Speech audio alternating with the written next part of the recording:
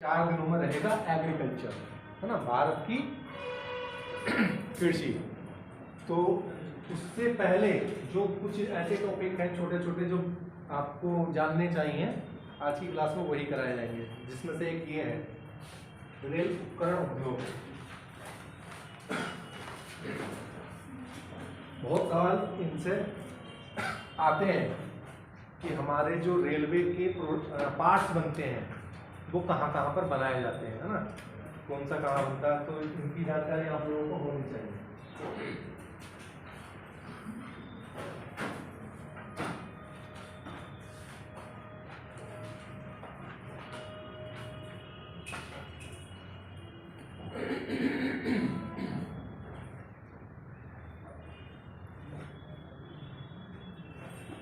पहला है Chitranjan locomotive works. उनके केवल नाम नोट करने हैं, उनके केवल नाम नोट करने हैं, वो कर लीजिए। चितरंजन लोकोमोटिव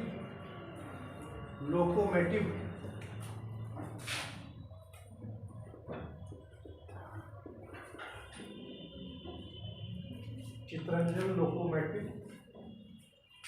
वर्क्स, मिट्टी जाम वर्धमान।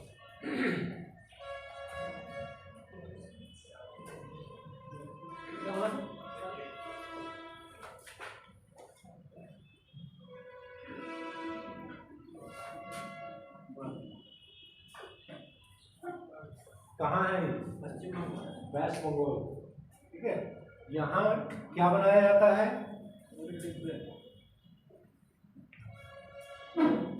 डीजल इंजन बनाया जाता है। वहाँ के रेल का डीजल इंजन 1950 में इसकी स्थापना की गई थी।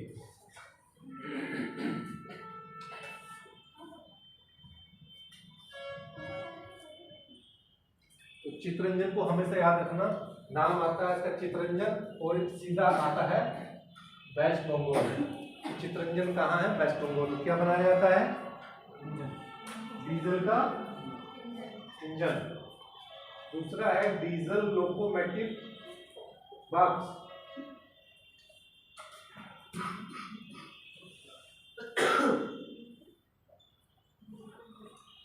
Diesel locomotive works Manduadih. कहाँ है ये? वाराणसी।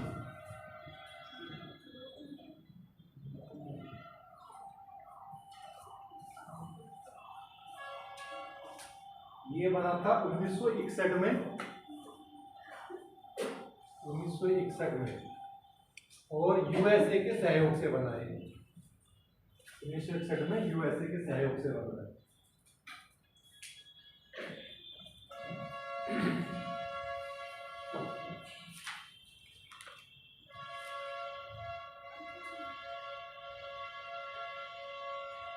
अगला है Tata engineering and locomotive works.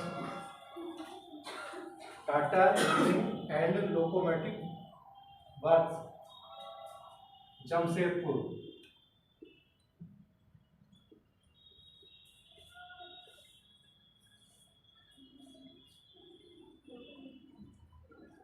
उन्नीस सौ 52 में बनाई। अगला है diesel components works. Diesel components works, और ये है आपका पटियाला।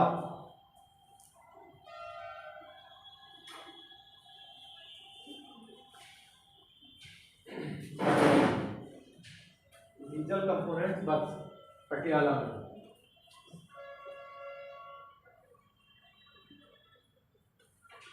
अगला है रेल डिब्बा निर्माण factory integral port factory. Factory हटा दें, रेल डिब्बा निर्माण लिख के इंटीग्रल पोर्ट फैक्ट्री यहाँ लिखे। रेल डिब्बा निर्माण डैश लगा के इंटीग्रल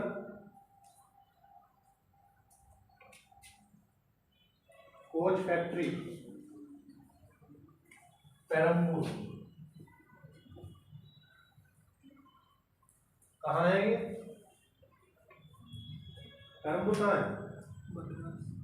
मद्रास, चेन्नई।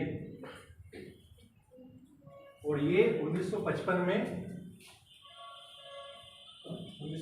में स्विट्जरलैंड के सहयोग से बना। ठीक है, स्विट्जरलैंड के सहयोग से बना। ये सवाल बहुत आते हैं, कभी भी पेपर आप उठा कर देखिएगा, नाम आते हैं ये बहुत। अगली है रेल कोच फैक्ट्री। 1988 में रेल कोच फैक्ट्री कपूरथला।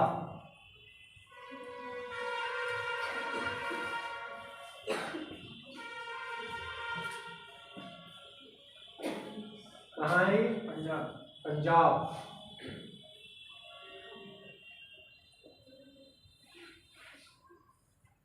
अगला है रेल व्हील फैक्ट्री। ये कहाँ है? रेल व्हील फैक्ट्री कहाँ है? जो रेल के पहिए बनाने की फैक्ट्री है, बेंगलोर।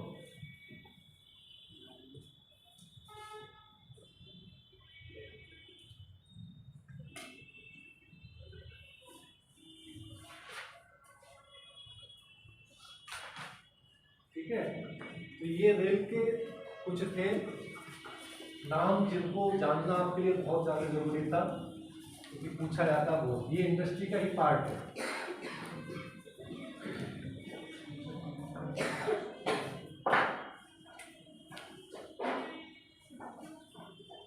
अब कुछ मोस्ट पॉइंट्स जो हैं उसके जलियान वालों के हैं, इसको भी सीधा बस नोट कीजिए।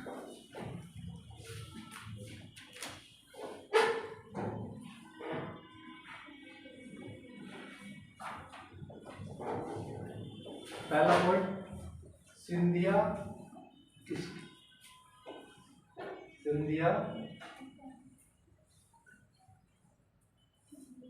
Steam navigation company.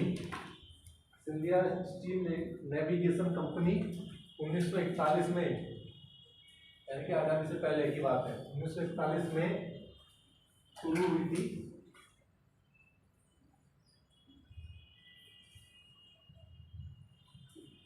पहला जलयान, भारत का पहला जलयान जलूसा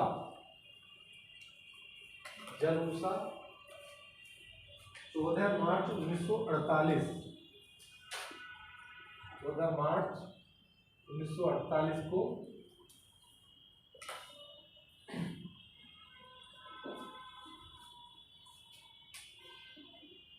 जल में उतरा था।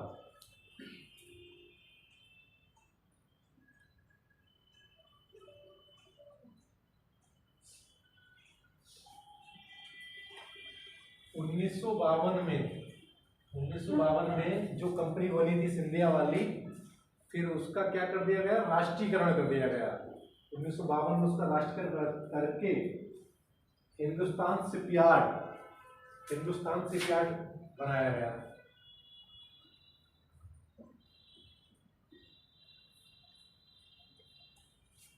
हिंदुस्तान शिपयार्ड बनाया गया। और हिंदुस्तान शिपयार्ड लिमिटेड कहाँ है? ये विशाखापट्टनम। हिंदुस्तान शिपयार्ड लिमिटेड इस समय विशाखापट्टनम में है।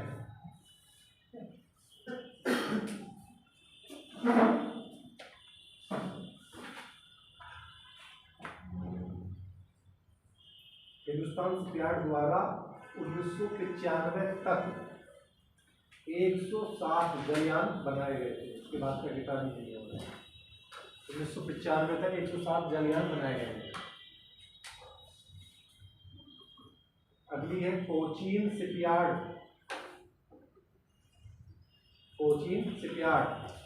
1965 में कोचीन शिपयार्ड, ये जापान के सहयोग से बनी।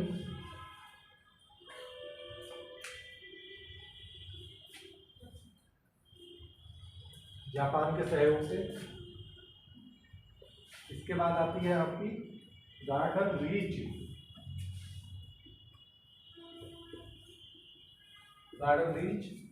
Shipyard builders and engineers limited. Garden reach shipyard builders and engineer limited.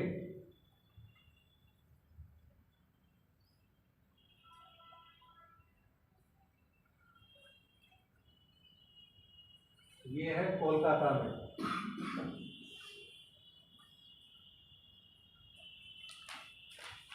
अगली है मझगांव डाक। नाम सुना है? कहाँ है? मझगांव डाक, मुंबई। मझगांव डाक, मुंबई। अगला है Goa shipyard, Vasco D gamma. Goa shipyard, Vasco D gamma. जगह का नाम? हाँ, गोवा शिपयार्ड गोवा में जगह है ना, वास्को डी गामा। जगह का नाम वास्को डी गामा है, गोवा में है। और ये जो है नौसेना के लिए जहाज बनाने का काम करती है। ठीक है,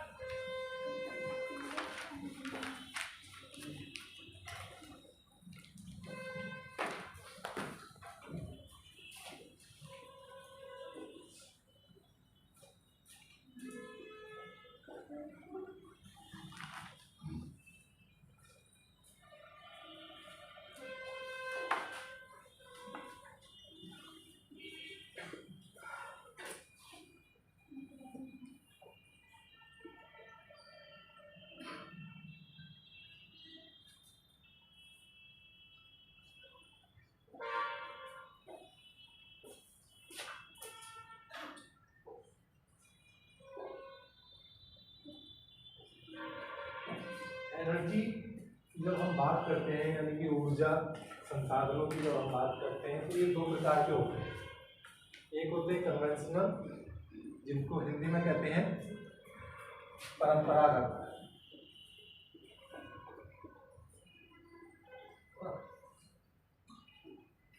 और दूसरे होते हैं गैर परंपरागत।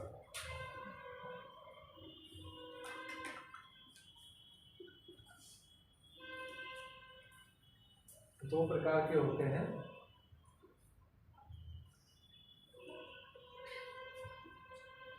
जो परंपरागत ऊर्जा के स्रोत होते हैं, ये ऐसे होते हैं जो हमें नेचर द्वारा प्रदान किए जाते हैं और जिनका हम दोबारा उपयोग नहीं कर सकते हैं। ठीक है, प्रकृति द्वारा हमें प्रदान किए गए और उनका दोबारा उपयोग हम नहीं कर पाए।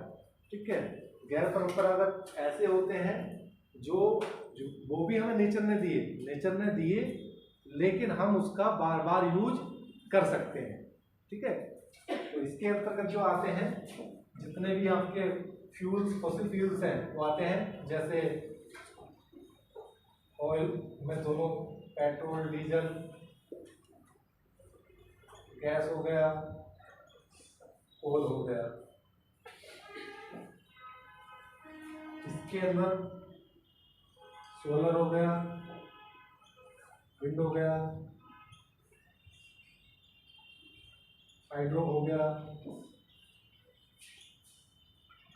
टाइडल हो गया,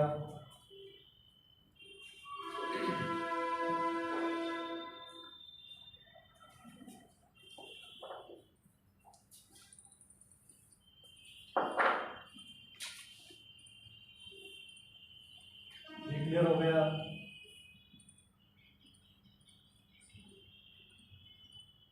जियोथर्मल हो गया,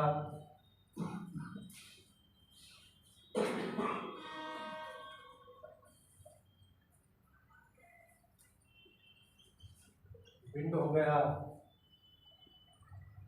बायो गैस हो गया।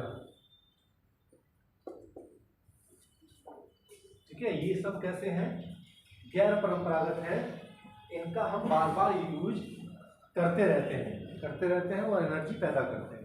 ठीक है, जैसे अभी जब रिसोर्स आप लोग पढ़े होंगे तो उस समय आपने देखा होगा कि जो हमारा कोल है कि उनके भंडार कितने हैं, है ना, कितना हम उत्पादन कर रहे हैं। अब जब हमें पता है कि भाई हमारा भंडारण की कैपेसिटी कितनी है, ये मान लीजिए कि हमारा अधिकतम हम खोज सकते हैं तो कितना है 100, तो किसी प्लेस पर 100 की कैपेसिटी है। अब उस 100 की कैपेसिटी में से रोज हम खर्च कर रहे हैं 1, तो अब ये दोबारा तो पैदा हो नहीं सकता, क्योंकि कोयला कोई ऐसा तो नहीं कि 2 दिन में उनका तैयार हो जाए, कोयला बनने में लगते हैं लाखों साल, है ना। तो जब एक एक करके हम रोज इस्तेमाल करते चले जाएंगे तो वो 100 जाके अगले यानी कि तभी इसलिए कहते हैं कि अगले 100 सालों में, ये बात 20 साल पहले कहते थे कि अगले 100 सालों में हमारे जितने भी ये संसाधन हैं, जो कौन से वाले, जो परंपरागत संसाधन हैं, ये अगले 100 सालों में समाप्त हो जाएंगे, है ना। और ऐसा आप महसूस भी कर रहे हो, ये संसाधन समाप्त हो रहे हैं, है ना। रोज हम खर्च कर रहे हैं, ये 100 सालों में समाप्त हो जाएगा आराम से, ठीक है, नया नहीं बना सकते हैं। तो इसीलिए इतने विश्व स्तर पे प्रोग्राम होते रहते हैं, जो नाम सुने होंगे आप कोप के, है ना। कोप होता है जो क्या कहते हैं आपका पर्यावरण से रिलेटेड, पर्यावरण को बचाने के लिए सम्मेलन होते रहते हैं। तो इसमें क्या काम करते हैं हम, ये तय करते हैं कि हमें कैसे इन संसाधनों पर अपनी निर्भरता कम कर लेनी है, क्योंकि भारत में भी इन तीनों से मिला के हम लगभग 60% एनर्जी का उत्पादन केवल इससे करते हैं, लगभग 60% एनर्जी का उत्पादन इससे कर रहे हैं। तो अब आप सोचिए कि अगर ये 60% खत्म हो गया तो 60 देश के 60% आबादी को तो अंधेरा हो जाएगा, उन्हें कुछ मिलेगा नहीं। तो इसलिए हम क्या कर रहे हैं, ये 60% अब है, अब से लगभग 10 साल पहले ये हमारा था 67%, हमारी निर्भरता इतनी ज़्यादा थी। अब हमने जब COP21 हुआ था तो उसमें भारत ने कहा था कि हम ग्रीन एनर्जी को अपनाएंगे। तो ग्रीन एनर्जी को जब अपनाने की बात की तो हमने जो हमारे नॉन कन्वेंशनल गैर परंपरागत वाले सोर्सेस हैं उन पर ज़्यादा फोकस किया। उसमें भी मुख्य रूप से सोलर और विंड, इन दो पे हमने बहुत फोकस किया और इनका प्रोडक्शन तेज़ी से बढ़ाया।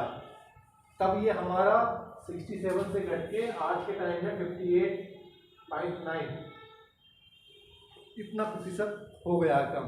हम उस पर ध्यान दे रहे हैं। और अभी आपने कुछ समय पहले न्यूज़ में भी निकला था कि भारत का ग्रीन एनर्जी के उत्सर्जन में बहुत बढ़िया योगदान है ना, जिसका हमें जो कार्बन फुटप्रिंट होता है तो उसका हमें क्रेडिट मिल रहा है कि हमारे यहाँ कार्बन फुटप्रिंट घट गया है ना। जितना हमारे उद्योग धंधे जितना कार्बन पहले उत्सर्जन करते थे उसकी तुलना में कम कर रहे हैं। तो कम इसीलिए कर रहे हैं क्योंकि हमने एनर्जी जो है कोल, पेट्रोल और गैस से कम कर दिया है, हमने अपना इन पे ज़्यादा फोकस कर लिया है। ठीक है,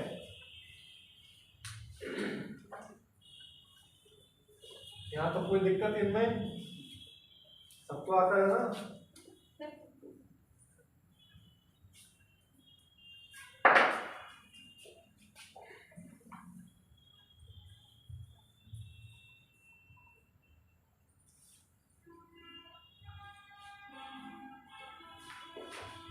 एक डेटा मैं लिख रहा हूं जो रिसेंटली 31 मार्च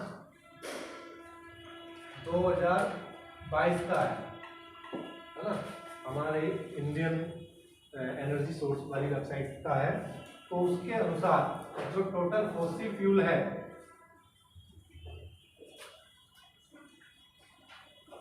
वो 57.5% इसका योगदान है। ठीक है, और नॉन कन्वेंशनल फ्यूल इसका 42.5% योगदान है। यानी कि जो मैं 58 बता रहा था वो 57.5 पे आ गया। जब हम पढ़ते थे उस समय पे ये 67 पॉइंट के आसपास अराउंड था, आज से 10 साल पहले। अब इतना कम हो गया है, यानी कि हम इस पर लगातार अपना प्रभाव कम कर रहे हैं। इसमें कोल का, इधर दिख रहा लिखा हुआ, कोल का जो है 49.7% है। लिग्नाइट कोल का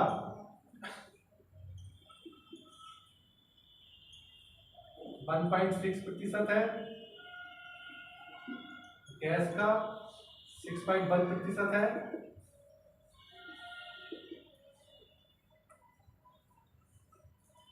डीजल का 0.1% है। लिग्नाइट समझते हैं ना? कोई ऐसा है जो नहीं समझता है lignite?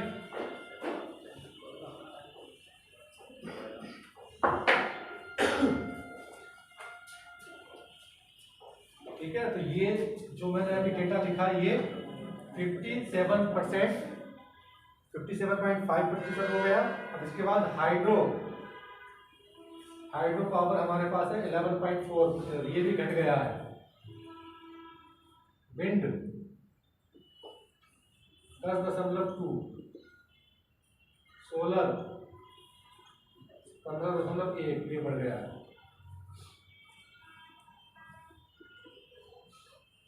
Nuclear 1.7,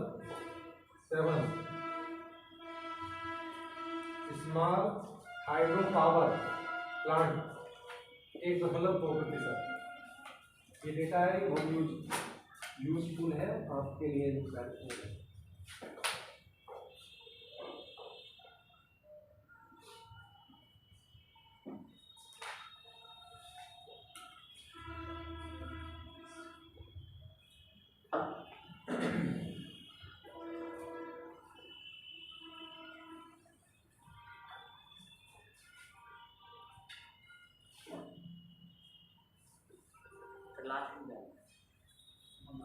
small hydro power plant,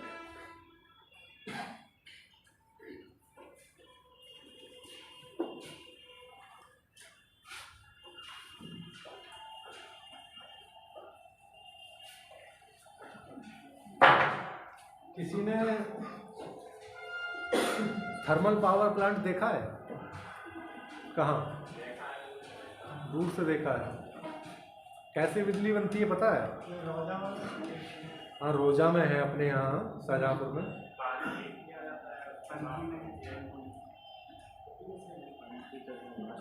कैसे बनती है बिजली? थर्मल पावर प्लांट भारत में बहुत सारे हैं, ज़्यादातर यही हैं। कोयले से पानी गर्म करते हैं, फिर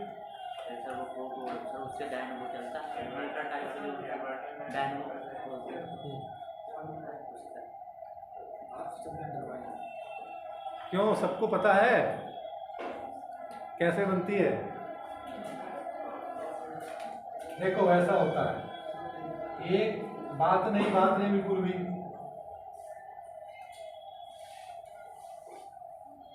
एक बहुत बड़ा, जैसे ये रूम है, इस तरीके का मान के चलिए कि 20 से 25 बिल्डिंग ऊंचा, इतना वो चौड़ा, काफी चौड़ा एक बनाया जाता है, गुम्बद टाइप का, है ना? और उसमें क्या होता है, नीचे से कोयले से जला के उसमें पानी भरा होता है, उसको हीट किया जाता है और इसकी भाप बनती है। और यहाँ पर इन जगहों पर टरबाइन लगे होते हैं। जब भाप जाती है स्पीड से, तो वो भाप उन टरबाइन को मूव करती है। मूव करने के बाद इलेक्ट्रिसिटी जनरेट हो जाती है। फिर अलग अलग बड़े रूम होते हैं, कई सारे बने हुए, वहाँ पर जनरेटर और ट्रांसफार्मर लगे हुए होते हैं, है ना? अब ये जो बना है, जितनी इसमें हीट होती है, अगर इसको इतनी हीट में रहने दिया जाए तो ये फट जाएगा, है ना? पहले ऐसे कोई नुकसान हुए थे, तो क्या करते हैं, इसके ऊपर से भी पूरे में पानी आता रहता हमेशा, ठंडा करने के लिए। यानी कि अंदर से गर्म और बाहर से ठंडा रखते हैं ताकि वो फटे ना। नहीं तो फट जाएगा, है ना। और इसका जो पानी होता है थर्मल पावर प्लांट का जो पानी होता है वो इतनी ज़्यादा उसमें हीट और एनर्जी आ जाती है, इतना ज़्यादा टेम्परेचर पर गर्म होता है कि वो पानी पीने लायक नहीं बचता है। तो उस पानी को हम निकाल के किसी भी यूज में नहीं लेते हैं, दूसरी जगह ले जाते हैं। कुछ जगह पर अब उस पानी के रिसाइकिल करने के लिए प्लांट लगाए गए हैं ताकि उस पानी को रिसाइकिल करके खेत में डाल सकें। वो पानी इतना खराब हो जाता है कि खेत में भी हम उसको इस्तेमाल नहीं कर सकते डायरेक्ट वे में, है ना। अभी जब हम नागपुर में थे तो उस समय पर हम एक थर्मल पावर प्लांट के अंदर गए थे तो वहाँ देखा था, वहाँ इतना ज़्यादा शोर शराबा, इतना ज़्यादा डस्ट गिरती है कोयले की कि वहाँ जो काम करने वाले वर्कर हैं उन्हें खांसी, फेफड़ों से संबंधित बीमारियाँ, ये दुनिया भर की चीज़ वहाँ पर हो जाती है। मतलब कोई जगह ऐसी नहीं हो सकती है जहाँ कोयले की डस्ट ना पड़ी हो, कोई प्लेस ऐसा नहीं रहता उस एरिया में, ठीक है। कभी जाने का मौका मिलेगा तो देखना जाके आप लोग। दूसरा होता है आपका हाइड्रो वाला। हाइड्रो पावर देखा किसी ने? नहीं देखा होगा। हाइड्रो वाला तो बहुत आसान है।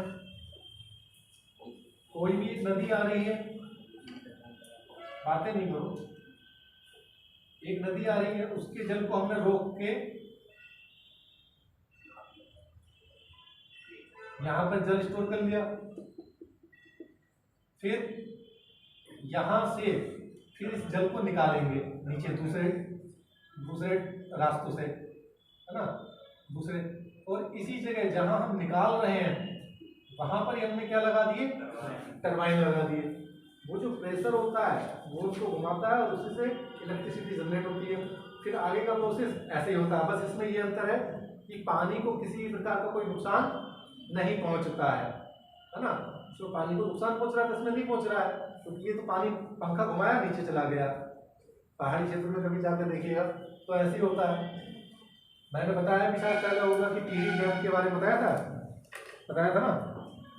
पूरे पहाड़ को, जो टिहरी डैम है ये पहाड़ है, इस पहाड़ को काट के अंदर से 5 स्टोरी की बिल्डिंग बना रखी है। इस बिल्डिंग के अंदर पहाड़ में पानी आता है, यहाँ टरबाइन लगा रखे हैं, इन टरबाइन में जाता है और यहाँ ट्रांसफार्मर लगा रखे हैं। फिर टरबाइन से चल के ट्रांसफार्मर को बिजली पहुँचाता है, बिजली से बाहर निकल जाती है। मतलब आप पता नहीं लगा सकते हैं कि टिहरी डैम है का।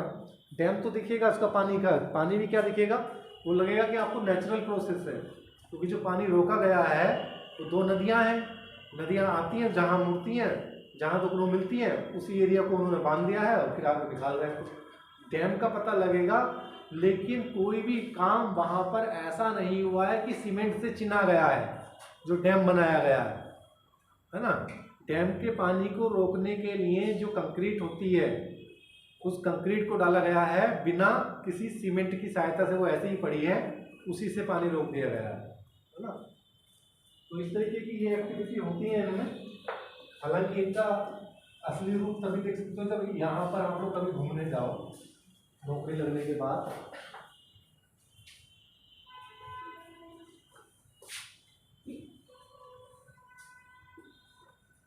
एटॉमिक एनर्जी, परमाणु ऊर्जा, हाइड्रल वाला और थर्मल वाला आपको सर करा चुके हैं, उनके डैम वगैरह के नाम लिखवा दिए होंगे मैंने जो देखा था, तो उसमें हम कुछ नहीं लिखवाएंगे, है ना, वो देखा जाता। एटॉमिक एनर्जी जो है भारत में इसकी शुरुआत हुई 1948 में।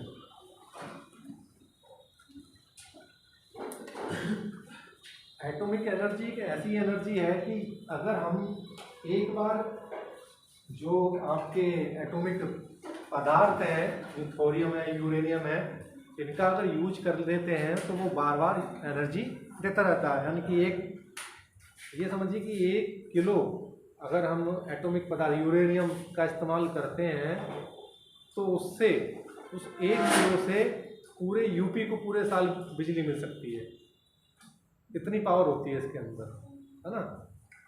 तो जितना इसके अंदर पावर है उतना ही क्या है, ये खतरनाक भी है। तो जब हमने उस समय पर 1948 के बाद भी थोड़ा सा काम किया, लेकिन इतना ज़्यादा हमने इसमें डेवलपमेंट नहीं किया। 2004 में जब सरकार आई थी, 2004 में मनमोहन सिंह की सरकार आई, 2004 से लेके 9 तक, तो उस ड्यूरेशन में 14 तक, तो उस ड्यूरेशन में इस पर काम किया गया। तो कुछ न्यूक्लियर पावर प्लांट बढ़ाए गए, उनकी क्षमता बढ़ाई गई, है ना। तब हमारा जब आज की कंडीशन में कितना बताया था मैंने, 1.7% इसका रेशियो है भारत में एनर्जी देने का। फिर बाद में जब हमने दूसरे देशों को देखा, अभी जो फ्रांस में एक घटना घटी थी, वहाँ का जो उसका न्यूक्लियर प्लांट था उसमें से गैस लीक करने लगी थी, तो उसके दुष्प्रभाव। और उसके अलावा एक रसिया में भी शायद कोई कंडीशन बनी थी, है वो तो पुरानी है, अभी रिसेंटली हुई थी। किसमें? चेरनोबिल वाले में। तो वहाँ पे जब ये कंडीशन देखने को मिली कि वहाँ समस्याएं उत्पन्न हो रही हैं, तो हमने इस एनर्जी का उत्पादन कम कर दिया, ताकि इससे कोई पूरा एरिया प्रभावित ना हो जाए। क्योंकि जो सबसे ज़्यादा पावर प्लांट इसके एटॉमिक एनर्जी के कहाँ लगे हुए हैं? तमिलनाडु में। तमिलनाडु में लगातार इसका विरोध हो रहा था, और जहाँ जहाँ भी इसके प्लांट लगाए गए वहाँ पर विरोध हो रहा था। तो सरकार ने इसको थोड़ा सा डाउन कर दिया, और इसका डाउन करने का बहुत बड़ा कारण भी है। अभी आप लोग गए नहीं होंगे, नरोरा है उत्तर प्रदेश में, नाम सुना है? कहाँ है? बुलंदशहर में। नरोरा में अगर आपको कभी जाने मिलता है तो आप देखेंगे कि वहाँ का जो प्लांट लगा हुआ है उसके आसपास के एरिया में टेम्परेचर थोड़ा हाई रहता है तुलनात्मक रूप से, है ना। तो वो आपको आभास होगा।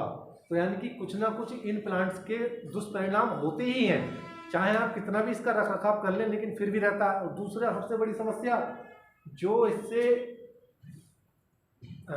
कचरा निकलता है, यूज किया हुआ माल निकलता है, उस माल को निकालने के बाद कहीं भी ले जाइए, वैसे तो समुद्र में ड्रॉप किया जाता था, तो समुद्र में ड्रॉप करते थे, तब भी समस्या है कि वो वहाँ समुद्र के पूरे जो पर्यावरण है, इकोलॉजिकल सिस्टम है, उसको नुकसान करता है। तो वहाँ समस्या, उस पर रोक लगी। फिर दूसरा रास्ता निकाला कि ज़मीन के अंदर एक कंटेनर बना के, कॉपर का कंटेनर या स्टील का कंटेनर बना के उसमें वो डाल के ज़मीन के अंदर गाड़ देते थे। गाड़ने के बाद भी पता लगता है कि तब भी वो रेडिएशन करता रहता है। तो इतना ज़्यादा खतरनाक मटेरियल है इसका, इसीलिए इसको फिर अब धीरे धीरे कम कर रहे हैं, इसके ऊपर अब निर्भरता कम कर रहे हैं। उस समय पर क्योंकि तकनीक इतनी बेहतर नहीं थी इनकी, सोलर की और विंड की, ये कॉस्टली भी पड़ती हैं, इनकी तकनीक इतनी महंगी थी कि हम इनका यूज कम कर पा रहे थे। लेकिन अब जैसे जैसे डेवलपमेंट हो रहा है, जैसे टेक्नोलॉजी आ रही है, तो इनका विस्तार होता जा रहा है ना। अब तो गाड़ियाँ भी इलेक्ट्रिक आने लगी, आप देख ही रहे होगे, आ रही है यार, ये देखिए इलेक्ट्रिक गाड़ी देखिए, कोई टाटा की नेक्सॉन है, तो देखिए कोना है, और टेस्ला तो पूरी ही गाड़ी इलेक्ट्रिक बनाती है? लग्जरी लग्जरी तो है अभी, लेकिन जैसे नेक्सॉन है वो 16 लाख रुपए की रेंज में है।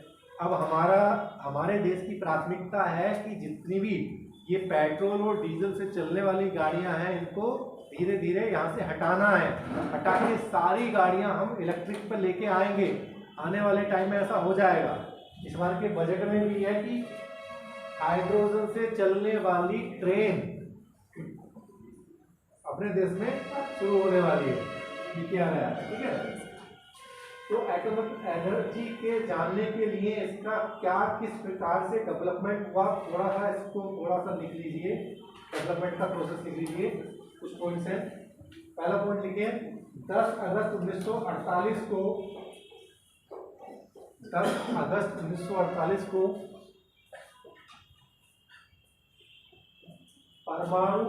परमाणु ऊर्जा आयोग AEC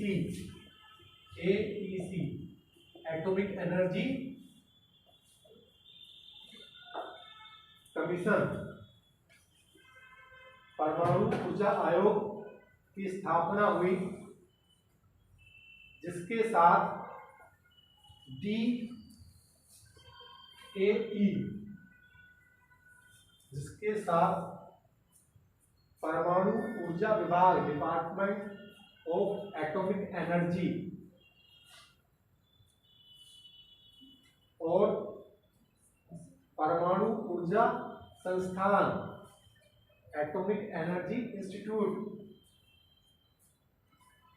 ट्राम्बे, 1954 की स्थापना हुई।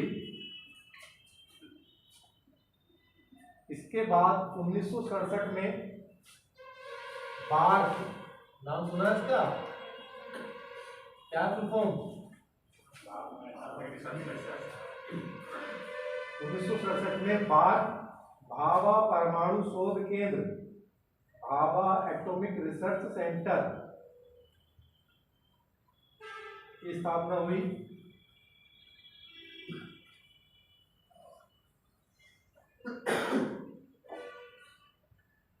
उसके बाद 1987 में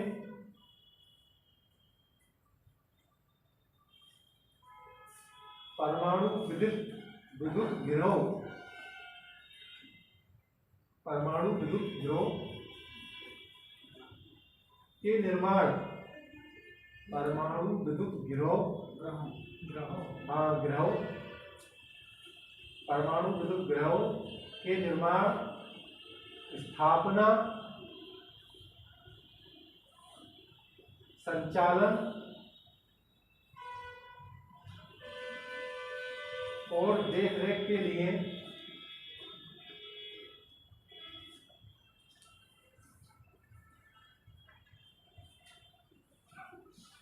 भारतीय परमाणु विद्युत निगम, भारतीय परमाणु विद्युत निगम NPCIL, भारतीय परमाणु विद्युत निगम का गठन किया गया।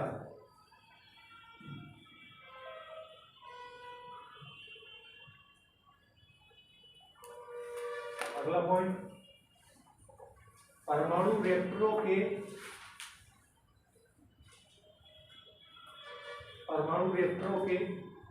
कल पुर्जे,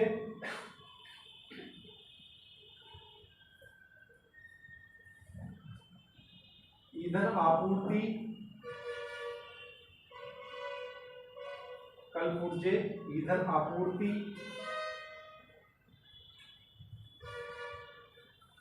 करने का कार्य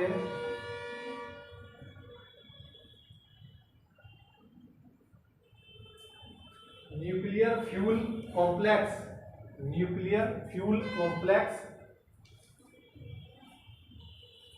हैदराबाद द्वारा किया जाता है।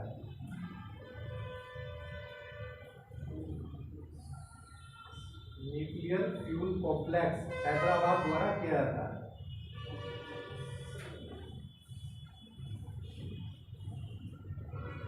ठीक है, लाइन चेंज करके, देश में परमाणु ऊर्जा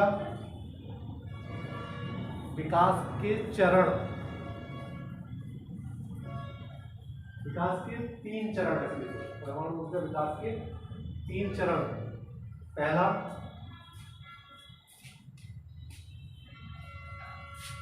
1948 से 56, दूसरा 1956 से 60 तो 66, 56 से 66, तो तीसरा 1966 के बाद।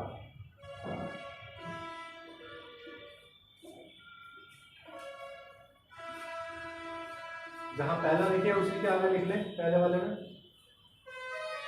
में लिखे अप्सरा, अप्सरा, अप्सरा प्रथम शोध रिएक्टर का निर्माण किया गया। अप्सरा प्रथम शोध रिएक्टर का निर्माण किया गया। दूसरे वाले में लिखें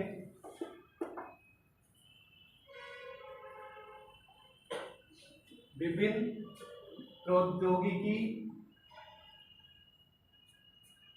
सुविधाओं का विकास किया गया। विभिन्न प्रौद्योगिकी सुविधाओं का विकास किया गया। तीसरा लिखें,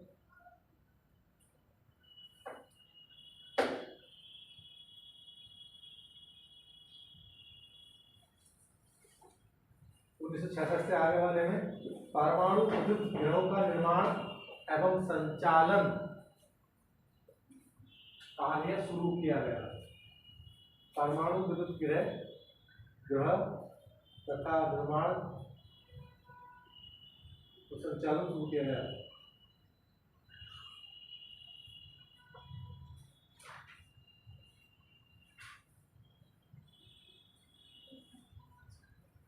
संचालन शुरू किया गया। अगला पॉइंट लिखें, देश का प्रथम परमाणु विद्युत गृह, देश के प्रथम परमाणु विद्युत गृह का निर्माण कहाँ हुआ था? नहीं पता है। तारापुर ब्रैकेट में महाराष्ट्र, और डेट भी लिख लेंगे 1969। ये सब याद करते हैं जो अब लिखवा रहा हूँ, पॉइंट ये सारे याद कर लेंगे। 1969 और इसके बाद क्रम से पहला नंबर वो हो गया तारापुर, फिर नंबर डाल दो 2 3 4 5 ऐसे। इसके बाद कोटा राजस्थान 1972,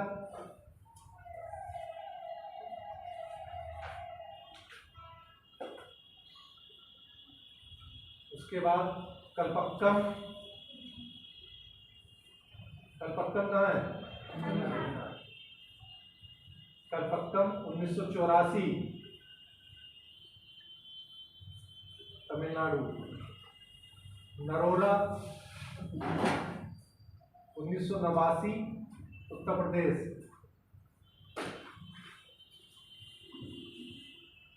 नरोरा उत्तर प्रदेश।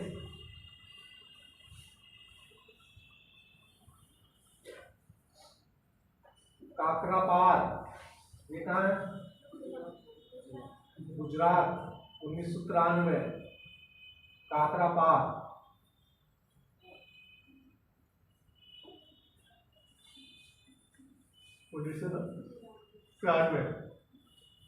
कैगा कर्नाटक 1994।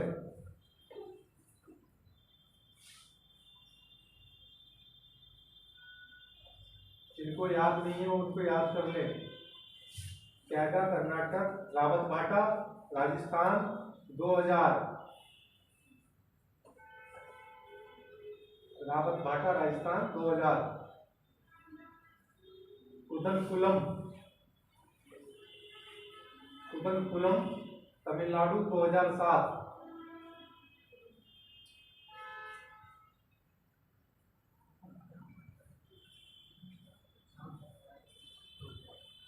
कुदनकुलम तमिलनाडु 2007। कलपक्कम 2010 तमिलनाडु। कलपक्कम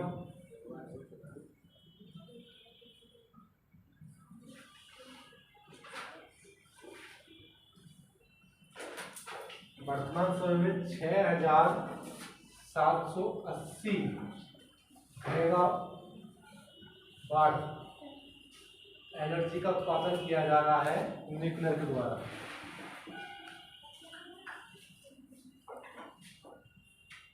6780 2022 तक।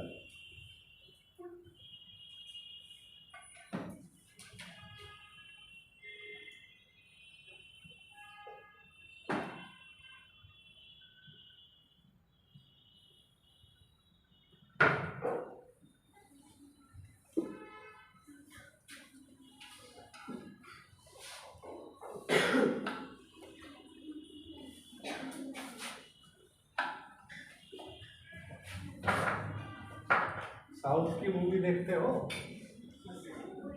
क्यों?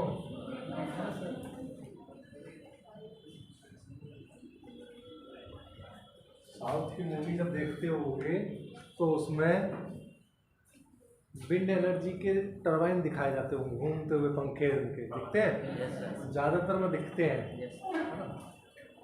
तो विंड एनर्जी का जो क्या कहते हैं डेवलपमेंट है, वो डेवलपमेंट ऐसे स्थानों पर किया जाता है जहाँ हवाएं तेज चलती हैं। तो समुद्र के किनारे जो लोग गए होंगे उन्होंने इस चीज़ को महसूस किया होगा। जो भी हमारा जितना भी कोस्टल एरिया है, इस कोस्टल एरिया में दोनों तरफ से हवाएं चलती हैं, उधर से भी इधर से चलती हैं।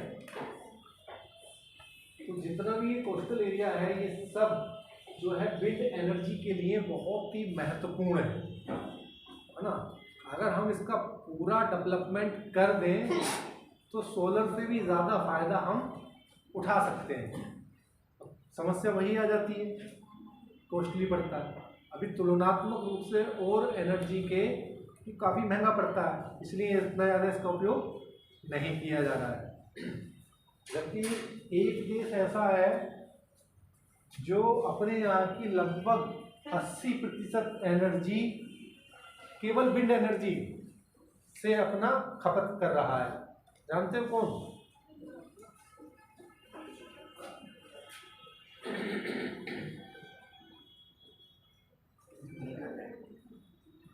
नीदरलैंड। देखा है? घूमने गए हो कभी वहाँ? मैप में देख लेते हैं, मैप में देखे थे कभी। नीदरलैंड की खास विशेषता पता है आप लोगों को? नीदरलैंड के पास अपनी स्वयं की भूमि ही नहीं है, समुद्र में दीवार बना के भूमि नहीं है उसके पास, लैंड नहीं है। तो उसने क्या काम किया है, ये देखो नीदरलैंड ऐसा है, ये क्या है नॉर्थ सी, ये नीदरलैंड को दे रखी है जगह, ये इतनी इतनी सी जगह है इस पे, और है ये इतने एरिया में। तो नॉर्थ सी का जो एरिया है इसने क्या काम किया, यहाँ पर पहले एक इतनी बड़ी लाइन खींची समुद्र में, इसका पानी निकाल के अंदर को फेंक दिया, पीछे को खाली कर दी उन्होंने, यानी कि समुद्र। नॉर्थ सी के बारे में जानकारी है? नॉर्थ सी जो है वो काफ़ी उतला सागर है। उतला सागर का मतलब वहाँ पर गहराई कम है ना? तो क्योंकि कॉन्टिनेंटल शेल्फ क्या है उसका ऊपर है ना, ढालू भी कम है, तो वहाँ पर ये काम आसानी से किया जाता है ना? तो उसने क्या काम किया, यहाँ का पानी इधर को फेंक दिया, ठीक, और ये पूरी जगह जो है इसमें यहाँ पर इसको और ऊंचा ऊंचा कर दिया, यानी कि इस तरीके से ऊंचा कर दिया। ये इसका था, ये स्थान क्या हो गया, खाली हो गया, ठीक, यानी कि इतना लैंड उसको मिल गया। अब इसमें ही वो अपना एग्रीकल्चर का काम, दुनिया भर की बिल्डिंग शिल्डिंग बनाना सब इसमें कर रहा है, ठीक। और ये जो ऊंचा वाला हिस्सा है जो समुद्र के पानी को रोकने के लिए इसने बनाया, यहाँ पे क्या करे उसने टरबाइन लगा दिए हर जगह। टरबाइन से इलेक्ट्रिसिटी वहां पर प्रेशर रहेगा ही, समुद्र से हवा कितनी तेज चल के आएंगी, बहुत प्रेशर रहता है, बिजली पैदा करता है, उस बिजली का उपभोग करता है और अपनी जरूरतों की पूर्तता। केवल एक नहीं किया है, अगले चरण में उसने और पानी, यानी कि ये उसने कम से कम 3-4 बार ऐसा काम किया है, पूरे समुद्र में ही अपना फैलाव करा के और सब पे टरबाइन लगा दी। तो ज्यादातर काम अपना विंड एनर्जी से ही चलाता है। तो ये है टेक्नोलॉजी और लोगों की जो क्षमता होती है, कैपेसिटी कुछ कर गुजरने की।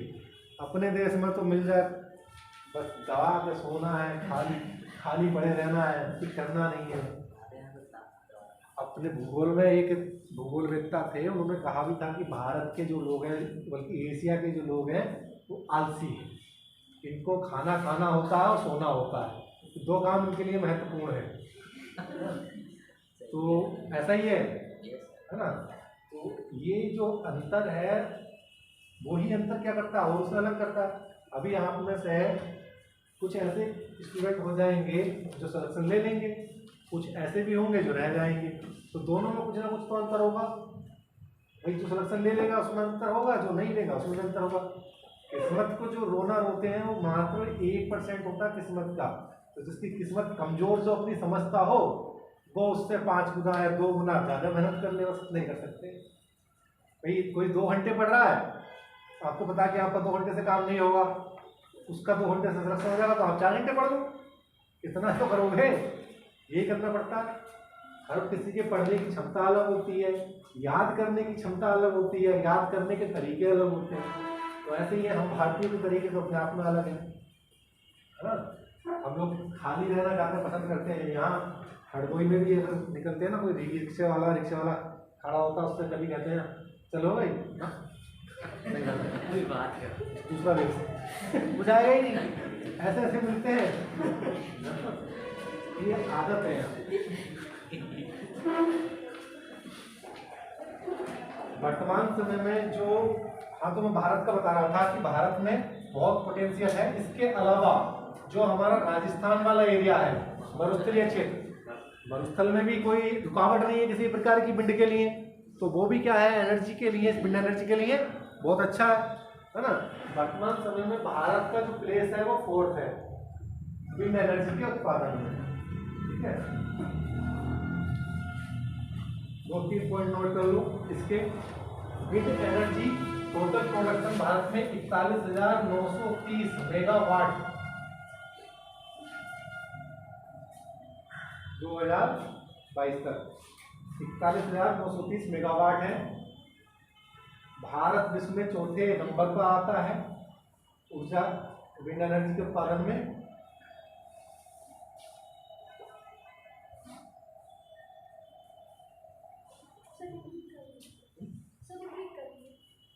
इकतालीस 41,930 मेगावाट भारत का कुल उत्पादन। विंड को कहते हैं पवन ऊर्जा, पवन ऊर्जा। भारत विश्व में 4थे नंबर पर है ऊर्जा उत्पादन में, इस वाले में, टोटल में नहीं, इसमें। राष्ट्रीय पवन ऊर्जा संस्थान कहाँ है, चेन्नई। तो राष्ट्रीय पवन ऊर्जा संस्थान चेन्नई में है। गुजरात, महाराष्ट्र, कर्नाटक, राजस्थान विंड एनर्जी के उत्पादन में क्रम है इनका 1, 2, 3, 4। भारत में गुजरात, महाराष्ट्र, कर्नाटक, राजस्थान।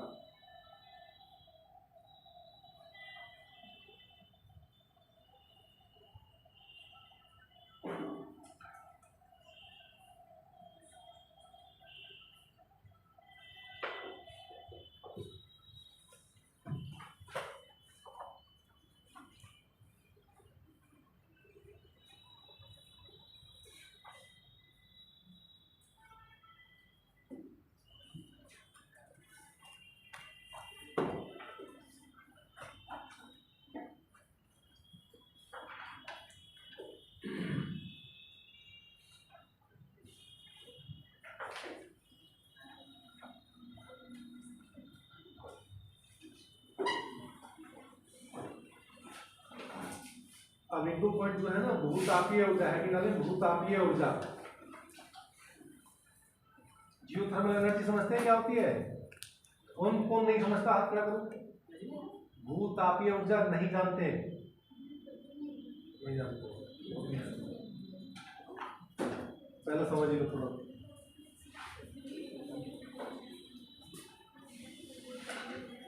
बातें नहीं, ये तो सब जानते हैं ना।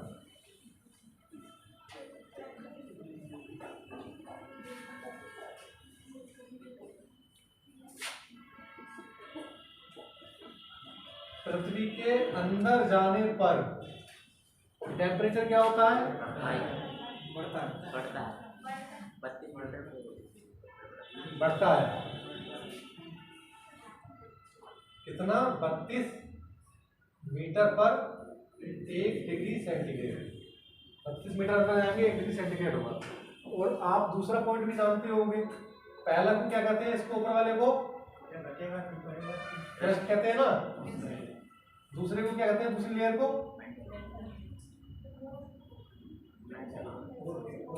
मेंटल, तीसरा क्या है, कोर है। तो जो मेंटल है वो कैसा है, लिक्विड फॉर्म में है ना, लिक्विड फॉर्म में है। तो कहीं कहीं जहां ऐसे स्थान हैं, पूरी दुनिया में बहुत सारे हैं, भारत में ही नहीं, अभी हम भारत की बात कर रहे हैं, पूरी दुनिया में ऐसे बहुत सारे स्थान हैं कि जहां क्या है, इस मेंटल से डायरेक्ट गैस ऊपर को आती है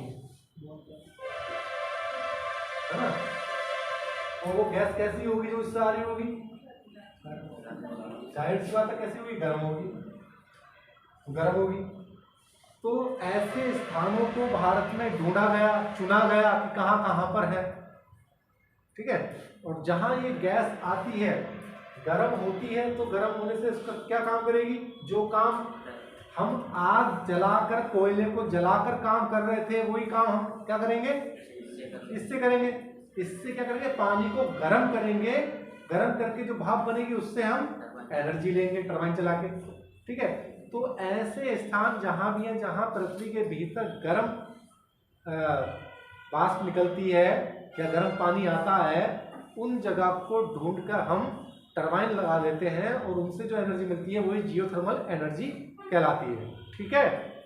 समझ में आया, ठीक। सर भारत में कहाँ कहाँ है, वो इस बार देखो, भारत में छत्तीसगढ़ का ताता पानी,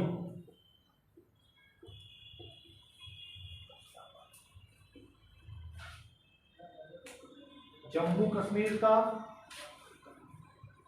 पूगा वैली,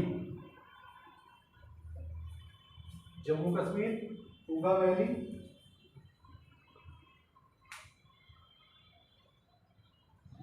में भूतापीय ऊर्जा संबंधी संयंत्र लगे हुए हैं, बस 2 जगह लगे हुए, ठीक है।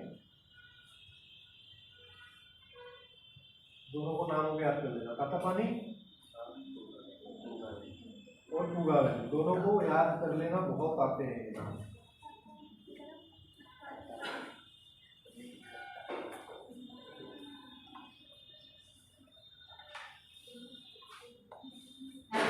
एक पवन वाले में एक पॉइंट नोट कर लीजिए, अब नाम लिख रहा हूं, इसको लिखिएगा, मुक्त।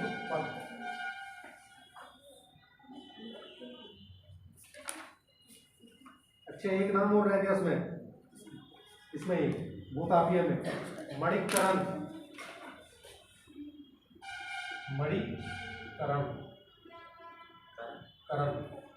मणिकरण, ये कहाँ है, हिमाचल प्रदेश, ठीक है। हाँ, उसमें लिखवा रहा था मैं, विंड वाले में।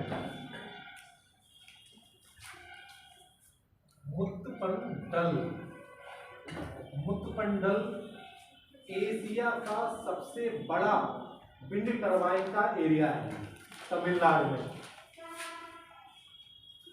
मुत्तपंडल,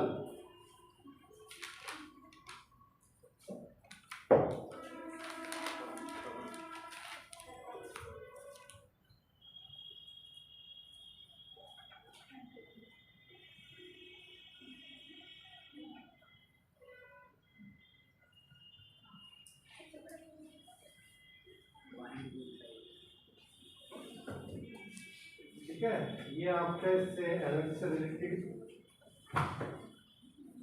जो भी पॉइंट्स हैं वो, हाँ, मुत्तपंडल तमिलनाडु में। अब इसके बाद आ जाएगा आपका जो अब हमारा मेन टॉपिक शुरू हो जाएगा,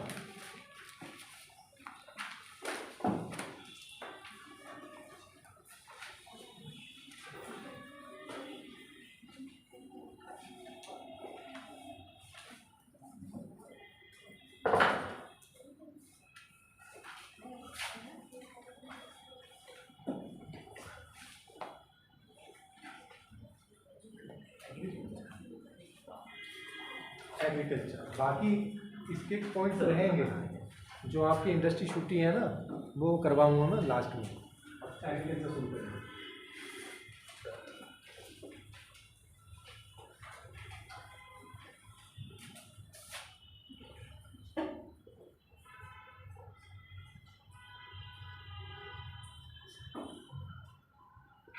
65% जनसंख्या हमारे देश में एग्रीकल्चर के ऊपर डिपेंडेंट है। ठीक है, एग्रीकल्चर ही हमारा वो सेक्टर है जो देश को जब भी, चाहे कोविड का ड्यूरेशन हो, चाहे जब रेसेस आता है, मंदी आती है, आर्थिक मंदी आती है, उसका ड्यूरेशन हो, जैसे अभी भी बताया जा रहा है कि आर्थिक मंदी चल रही है इस समय, कोई भी ड्यूरेशन हो तो उसमें यही एकमात्र सेक्टर है जो हमारे देश को बचा के रखता है, लोगों को जिंदा रखता है। ना दूसरे देशों की तरह अगर हम सब किस पे, मार्केट पे आधारित हो जाएं तो क्या होंगे, डूब जाएंगे। जैसे अभी क्या चल रहा है, जैसे अभी अपने देश में अडानी के जो मार्केट वैल्यू है वो डाउन हो रही है, तो तीसरे नंबर से 10वें नंबर पर पहुंच गए हैं, जो 11 हो गए, जो उनका 131 मिलियन करोड़ डॉलर का क्या था वो घट के अब 76 रह गया। तो इसमें जो नुकसान हुआ है वो केवल इनका ही नहीं हुआ है, वो इसमें जिन्होंने इन्वेस्ट किया हुआ था, जिन लोगों ने भी, उनका भी नुकसान हुआ है ना। तो इसमें क्या रहता है, रिस्क रहता है। और एग्रीकल्चर एक ऐसा सेक्टर है जिसमें रिस्क होता तो है लेकिन बहुत कम होता है कि अगर नुकसान हो जाएगा तो ऐसा नहीं है कि व्यक्ति भूखा मर जाएगा, जिसे केवल अपना इतना ही जीवन में सोचना है कि हमें 2 वक्त की रोटी खानी है। तो इसीलिए हमारा देश संभाल लेता है अपने आप को जब भी ऐसे कोई मैटर आते हैं। ठीक है, अब इसमें हमारे पास टोटल लैंड कितना है, कितने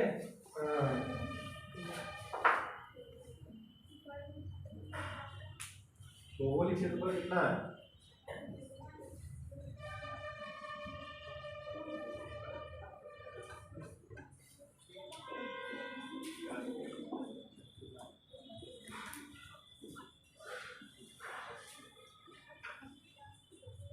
मिलियन हेक्टेयर, इतना हमारे पास लैंड है। ठीक, इतने लैंड में से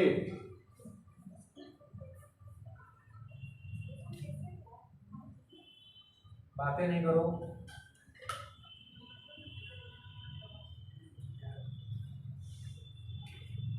%46.1 लैंड जो है वो है शुद्ध गोपित क्षेत्र, शुद्ध गोपित क्षेत्र या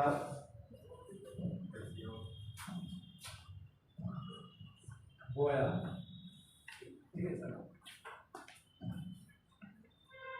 इसका मतलब ये है कि इतना लैंड को हम यूज करते हैं किसके लिए, रूप में एग्रीकल्चर के लिए। ठीक है, बाकी जो मैं ये बना रहा हूँ इसको नोट कर लेना।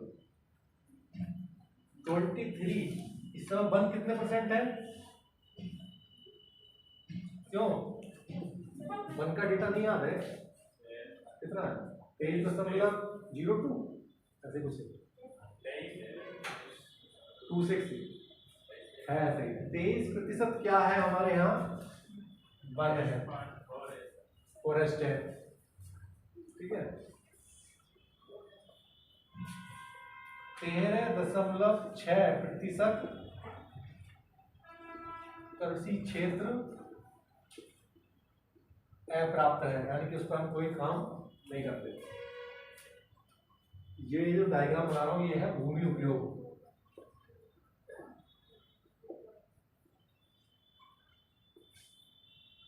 8.1%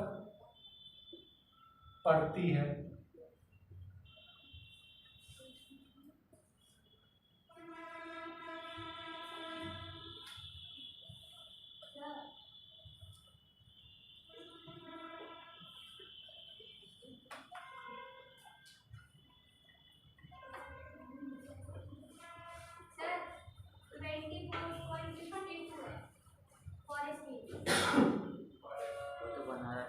नहीं, वो टोटल का होगा। टोटल क्या है परसेंटेज में? नहीं, इतना नहीं। इसमें टोटल ट्री कवर भी होगा ना, ट्री कवर प्लस फॉरेस्ट दोनों होगा 24 वाला जो है। अभी जो मैं लिख रहा हूँ उसको लिखो पहले, उसको अपडेट करा लेंगे। 4% है बंजर भूमि,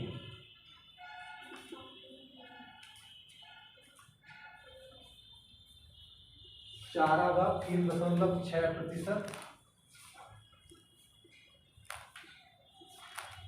और 1.1% बाघ बगीचे, जो 24 बता रहे थे ना, ये मिलाकर हो जाएगा 24.1। ये भूमि उपयोग है भारत का।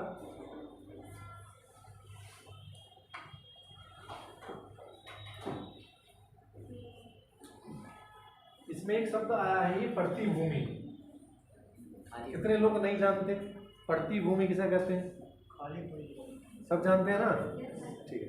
पड़ती भूमि वो भूमि होती है जो हम 1 या 2 साल के लिए खाली छोड़ देते हैं ताकि उसकी उर्वरक क्षमता बढ़ जाए ना, रिकवरी कर ले वो पुनः।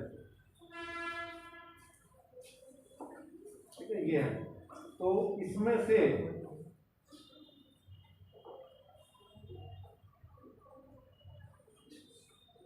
भारत में जो पड़ती भूमि है, पड़ती भूमि ये तमिलनाडु नंबर 1, बातें नहीं, बिहार,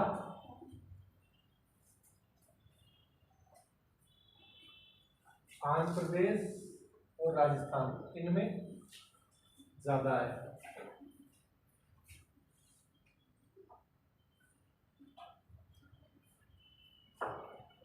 ठीक है,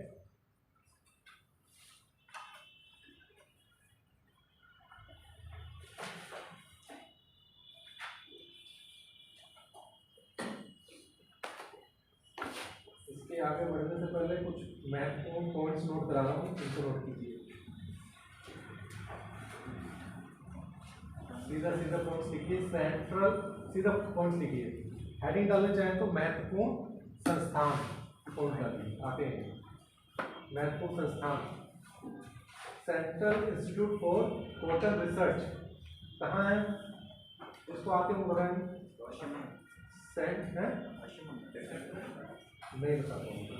central institute for coastal research लिखो लिखो,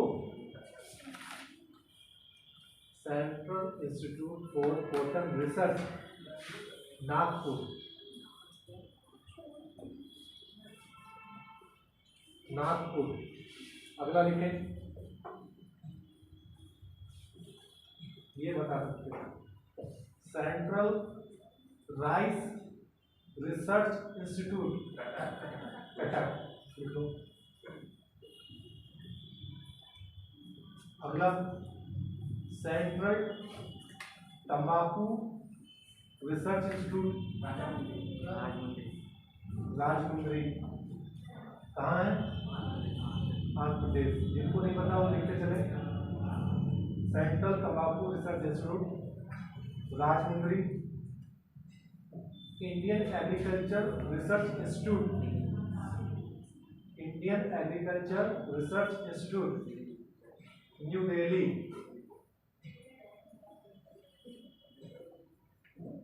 अगला Indian institute pulse research Kanpur, Indian institute pulse research दालों का।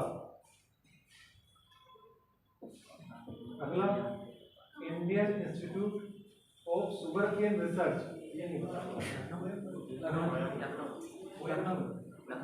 लखनऊ। शाहजहांपुर को कौन सा है? एक है।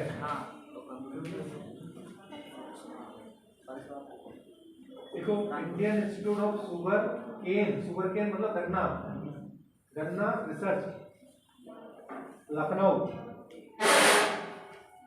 जो कोयम्बटूर में है, देखो इसमें कंफ्यूजन होता है, ये 3 है, एक शाहजहांपुर में है, लखनऊ में है और एक कोयम्बटूर में। तीनों में क्या अंतर है देखो। Sugar cane breeding institute Coimbatore, sugar cane breeding institute Coimbatore. हाँ, अगला national research centre for soybean. Soybean को भारत में कहाँ से पैदा होता है? मध्य प्रदेश में होता है, तो वही है ये इंदौर, मध्य प्रदेश, इंदौर में, इंदौर। सोयाबीन, सोयाबीन, ठीक है। तो कल से हम एग्रीकल्चर पे आ जाएंगे, मजेदार टॉपिक है, अपने देश की कृषि के बारे में जानोगे कि कहाँ कहाँ कौन सी होती है ना। सर आ रहे हैं।